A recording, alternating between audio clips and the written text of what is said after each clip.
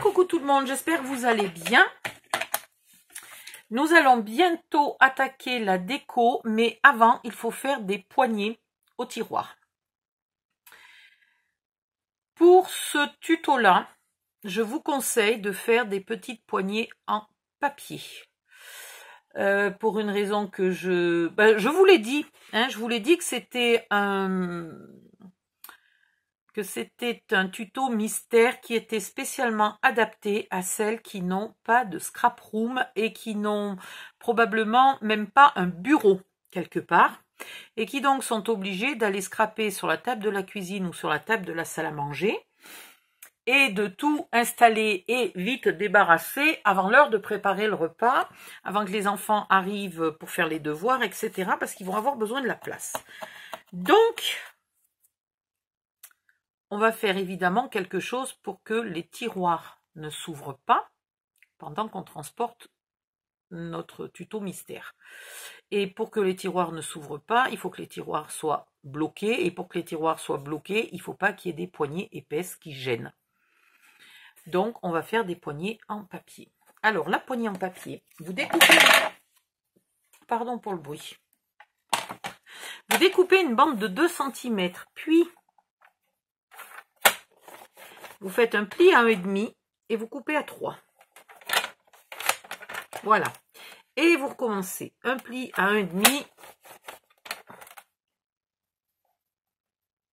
et vous coupez à 3. Etc. etc. Je crois qu'il en faut 18 au total. Donc, vous avez le temps de voir venir. Ici, d'un côté, les deux côtés faisant la même dimension. D'un côté...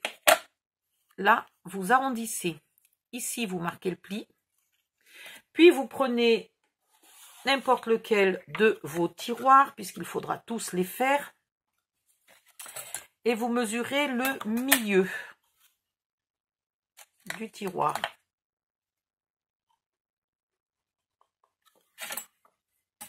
Voilà. Après, vous mesurez le milieu de votre poignet. Et vous mettez la colle du côté qui n'est pas arrondi. Et vous venez coller votre poignet ici. Alors, vous faites gaffe de bien de ne pas la coller avec le pli trop à l'intérieur. Il faut bien que ça puisse ici se plier. Voilà, c'est important. Ça, c'est fait. Je pense que cette étape-là est très très rapide, donc on va commencer. Mais l'étape suivante va être très longue. Je ne sais pas comment faire. Je vais vous parler de l'étape suivante maintenant, et puis à la limite, on l'étalera sur 2 jours, parce qu'elle va être assez longue à faire. Et après, j'ai peur qu'il y en ait qui prennent du retard. Donc maintenant, je vais vous remettre un tableau avec les codes de tous les tiroirs. Donc celui-ci, par exemple, c'est un tiroir Z. Et dans le tiroir Z, dans le tableau, en face du tiroir Z, je vous donnerai les dimensions des papiers de scrap pour recouvrir ce tiroir. Alors, pour recouvrir les tiroirs, il vous faut des papiers à l'intérieur et à l'extérieur tout le tour. Voilà, vous n'économisez pas, vous mettez des papiers tout le tour. Si vous n'avez pas beaucoup de papier de scrap, c'est pénible, j'ai de la colle de partout et je supporte pas d'avoir des trucs collés sur les doigts. Voilà, donc c'est en train de m'angoisser là. Si vous n'avez pas beaucoup de papier de scrap, vous pouvez devant... ah ben, tenez, je vais vous le montrer ici. Ouais, voilà, celui-là, il est facile. Vous pouvez devant mettre un joli papier et tout le reste ailleurs, vous mettez... là, c'est simplement du papier... alors, j'avais que du 160 grammes. Ça serait mieux d'avoir du un peu plus épais. 200-250 grammes, ça serait bien, mais bon. J'avais pas en rose comme ça. Rose un peu saumon. Donc, de partout, vous pouvez mettre des papiers unis, vous voyez?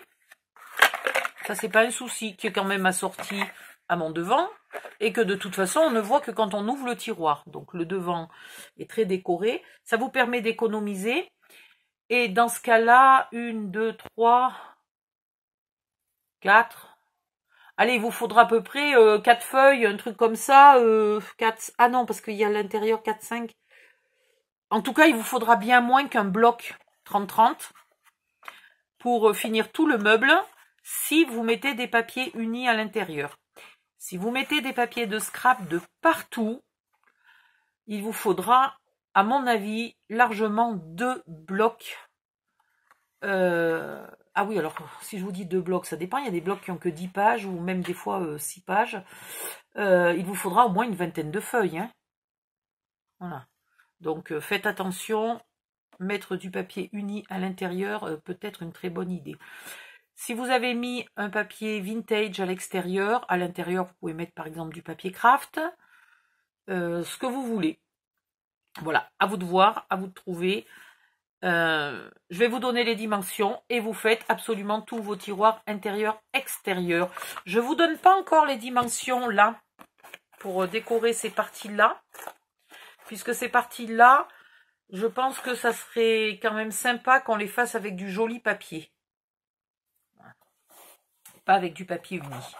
Donc vous allez faire tous les tiroirs sauf le devant.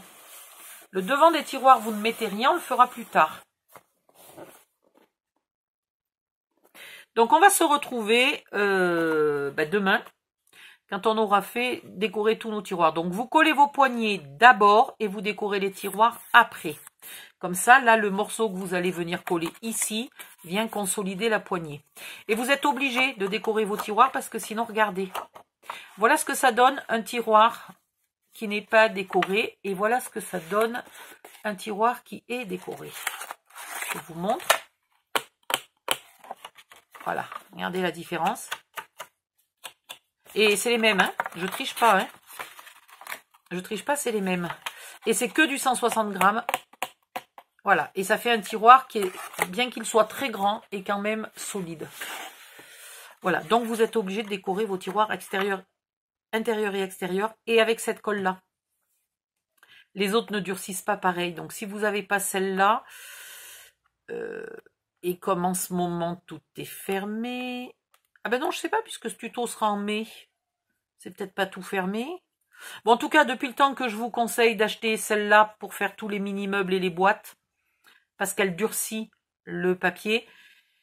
Si vous vous y êtes pas encore mise, eh ben c'est que vous avez décidé de ne pas suivre mes conseils. Et dans ce cas-là, c'est libre à vous. Voilà. Mais effectivement, vos tiroirs seront moins durs.